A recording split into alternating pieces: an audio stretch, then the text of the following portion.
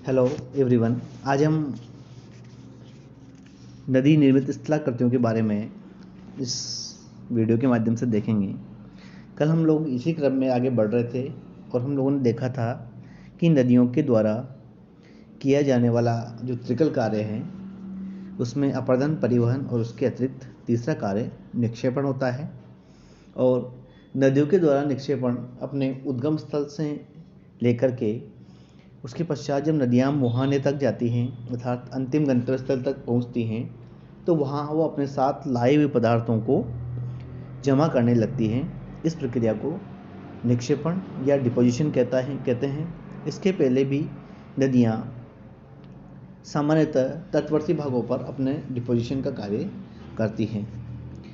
नदियों के द्वारा ये डिपोजिशन क्यों होता है, इसके कई कारण हैं। इनमें पहला है ढाल में कमी, क्योंकि जैसे जैसे नदियाँ अपने मुहाने की ओर बढ़ती हैं, अपने गंतव्य स्थल की ओर बढ़ती हैं, तो उसमें ढाल में कमी आती चली जाती है और ढाल में कमी आने से नदी के जल के वेग में कमी आ जाती है। इससे नदियाँ अपने साथ लाए हुए पदार्थों का जमाव करने लग जाती हैं। वहीं नदी जल का विस्तार हो जाता है, क्योंकि ढाल में कमी आने पर नदियों का जल कई शाखाओं में बढ़ जाता है, फैल जाता है, जिससे कि नदियों का जल के वेग एक जगह न रह करके अलग अलग शाखाओं में बढ़ जाने से नदियों के साथ लाए हुए पदार्थ उनमें जमा होने लगते हैं।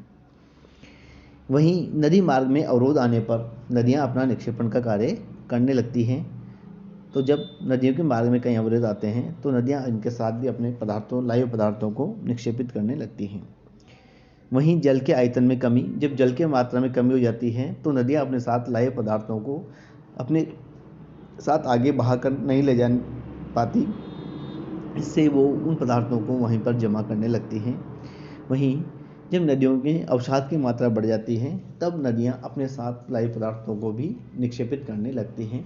तो नदियाँ पदार्थों का जमाव अलग अलग क्षेत्रों में अलग अलग स्थितियों के अनुसार करती हैं। इसे निक्षेपण की प्रक्रिया कहा जाता है।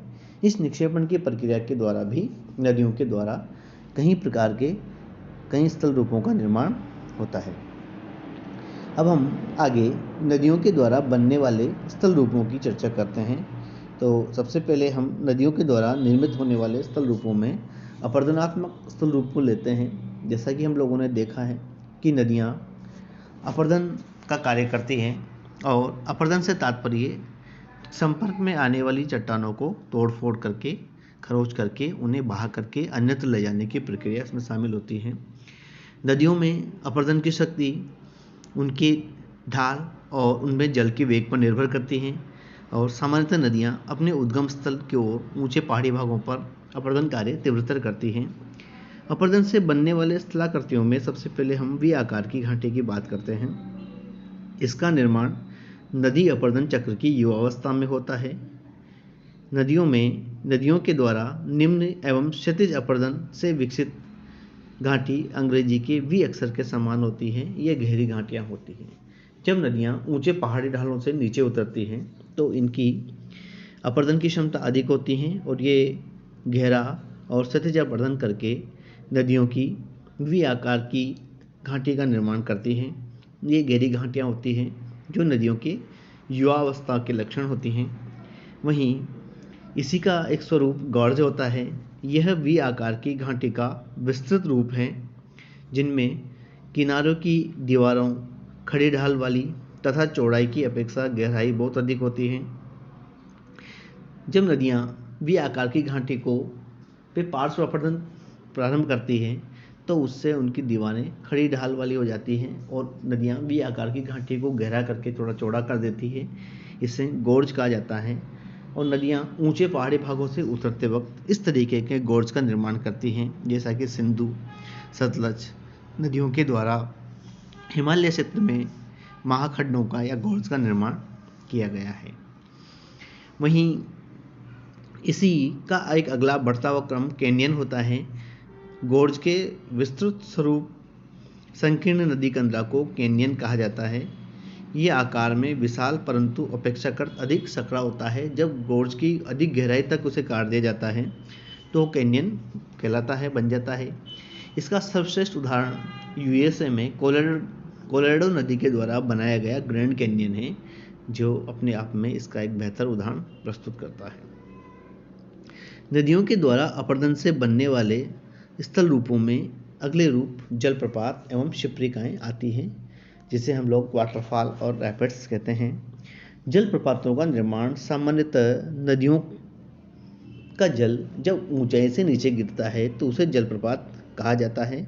ये खड़े ढाल वाले एक चट्टानें होती हैं जिनसे जलप्रपात बनते हैं।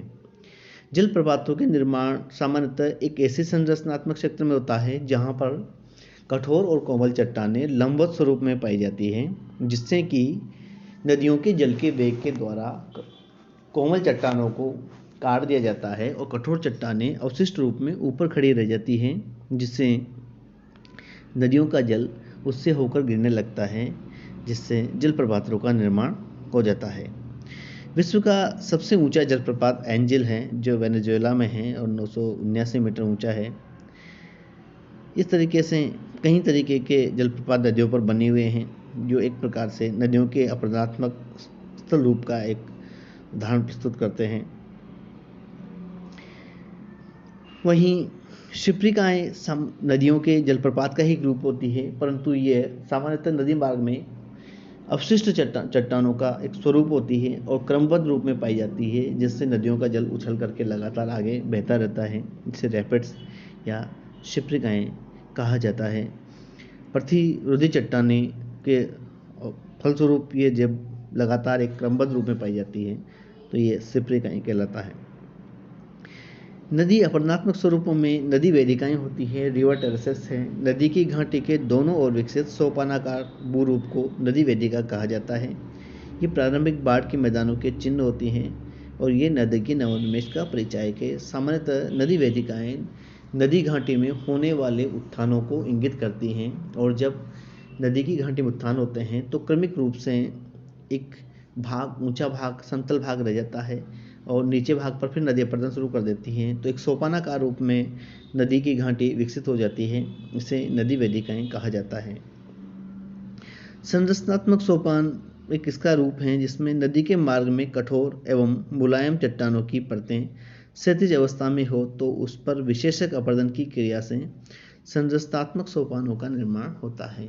जब कठोर और कोमल चट्टानों की परतें क्षैतिज रूप में होने पर कठोर भाग रह जाते हैं और कोमल भाग कट जाते हैं, तो उससे स्ट्रक्चरल स्टेप्स बन जाती हैं, जो कि सीढ़ी नुमा स्वरूप नदी घाटियों में डेवलप हो जाते हैं, जैसा हम लोग यहाँ देख रहे हैं कि कठोर और कोमल चट्टानों के स्वरूप है। नदी वेदिका और संरचनात्मक सोपान में टेक्निकली अंतर यह है कि नदी वेदिकाओं का विकास नदी में पुनर्जीवन के कारण, रेजिनुएशन के कारण होता है और इनका निर्माण विशेषक अपरदन के द्वारा, डिफरेंशियल एरोजन के द्वारा होता है, जो कि कठोर चट्टानों पर कम प्रभावी रहता है और कोमल चट्टानें शीघ्रता से कट जाने के कारण इन घाटियों पर संरचनात्मक सोपानों का विकास होता है। वहीं अगली जो नदी का स्वरूप है वो नदी विसर्प या म्यांडर्स कहलाते हैं। प्रौढ़ नदी जब मैदानी भाग में प्रवेश करती है तो निम्न कटाव की अपेक्षा क्षैतिज अपरदन अधिक होता है। इससे नदी घाटी को गहरा न कर चौड़ा करती है। समतल मैदानों में कम ढाल के कारण नदियाँ मोड़दार रूप में बहने लगती हैं तो नदी विसर्प कहलाते हैं। जब नदियाँ मैदानी भागों में प्रवेश करती है तो वहाँ ढाल कम होने के कारण, नदियों में अवरोध उत्पन्न होने के कारण नदियाँ अपने मार्ग में परिवर्तन करके मोड़दार स्वरूप में बहना लग जाती हैं। इसे नदी विसर्प या मेंडर्स कहा जाता है। जिन्हें मेंडर्स एक टर्की की मेंडर नदी है, इसमें इस प्रकार के विसर्पाकार रूप में बहने के कारण इसे नदी विसर्प कहे जाते हैं। सामान्यतः नदियाँ मैदानी भागों में पहुँचने पर इस तरीके के स्थल रूप का निर्माण करती हैं और इन्हीं जब नदियाँ अपना मार्ग बदल लेती है तो इन्हीं के अवशिष्ट भागों को गोखुर झीलों का निर्माण हो जाता है, जिन्हें ऑक्सबोले कहा जाता है, जिनमें जल भरा हुआ रह जाता है। ये नदी विसर्प कहलाते हैं। समप्राय मैदानों का निर्माण नदी अपरदन चक्र की अंतिम अवस्था में क्षैतिज अपरदन से तरंगित ढाल वाले समप्राय मैदान का निर्माण होता है। इसमें नदियों के निक्षेपों का जमाव भी मिलता है। समप्राय मैदानों में प्रतिरोधी सेलों के अवशिष्ट भाग सतह पर दिखाई पड़ते हैं। इन्हें मोनोड नॉक कहा जाता है। ये नदी के अपरदन चक्र की अंतिम अवस्था का प्रतिफलित है, जब नदियाँ अपने अपरदन के द्वारा सभी भाग को काट कर छोटा कर देती हैं, समतल कर देती हैं, तो इससे समप्राय मैदानों का निर्माण होता है। अब हम आगे नदी निक्षेपात्मक स्थल रूपों की चर्चा करेंगे।